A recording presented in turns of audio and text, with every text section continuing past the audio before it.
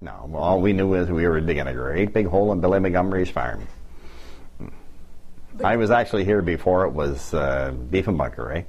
I was here when I was a kid. The Montgomerys were friends of our family, and this was Billy Montgomery's farm. Driving and driving and driving, and of course I'm from the Vancouver area, so I'm not used to wide open spaces like this. And I'm thinking, okay, where the heck is he taking us?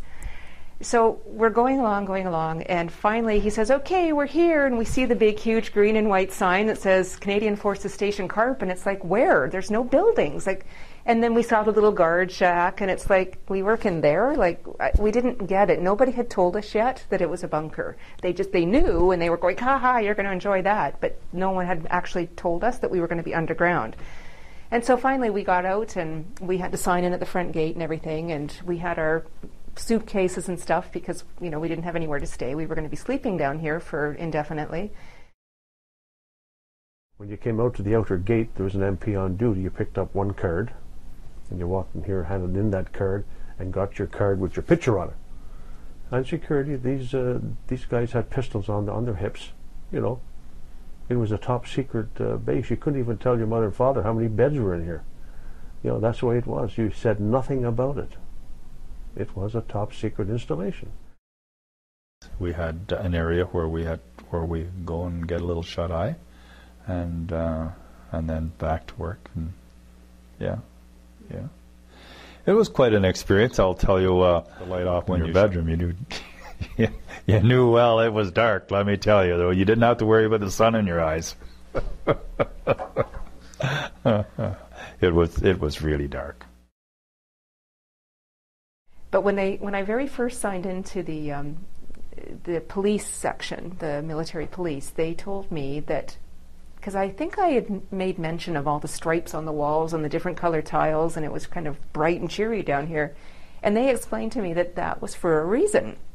That, like, all the different color chairs, all the plastic chairs down in the cafeteria, they're all like orange and yellow and very, very bright and very cheery.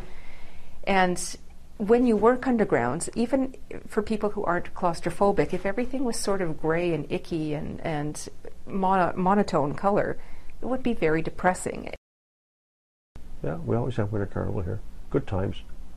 Tobogganing, all that stuff, and races. And yeah. That was a good social event for the troops, you know, because then you could get out there and shove the officer right into the snowbank sort of thing, and you couldn't do anything because you'd be running off somewhere. Yeah. We had great fun that way. Yeah. And they took it well, you know. The food, well, I was telling them downstairs, it was simply excellent. On midnight shift, we'd phone down and say, I want my T-bone steak, medium rare. Because they had to keep fresh rations for 30 days. Which meant they couldn't leave the steaks 30 days. They wouldn't be good, eh? So they fed us the best of the food. And the clam chowder, and it was just excellent food.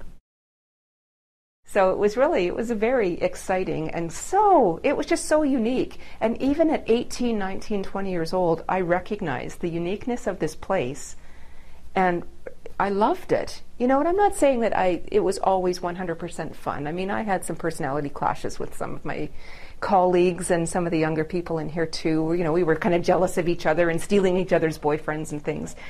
But I always knew I'll never come back. I can't believe I'm here to begin with. It's such a unique place. So I always was in awe of the place, and just the opportunities that I had here, I knew I would never ever get anywhere else.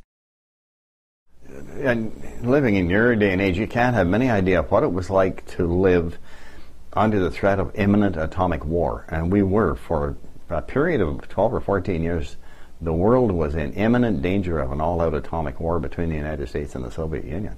And we used to, like 1958 to 64 was about the worst, eh?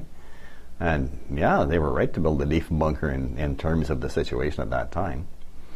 And we used to get up in the morning and wonder where we're going to get blown up today. I think this building is probably a very, very educational building for our youth coming up. I think it's past history. I think our young generation should know that there was a place like this, that somebody thought of a place like this to protect our officials and our government people. Well, humans being what they are, they tend to have short memories. You need things to show people what you have to go through. Well, in school today, I don't think they teach enough about it. And this big building is very well built. It's going to stay here forever. And it was a shame that they were just going to close it and put cement on the air and at the door, the front door, and the air intake, and forget it. So that's why we fought to get the building open and have a museum out of it. And I'm glad it's open.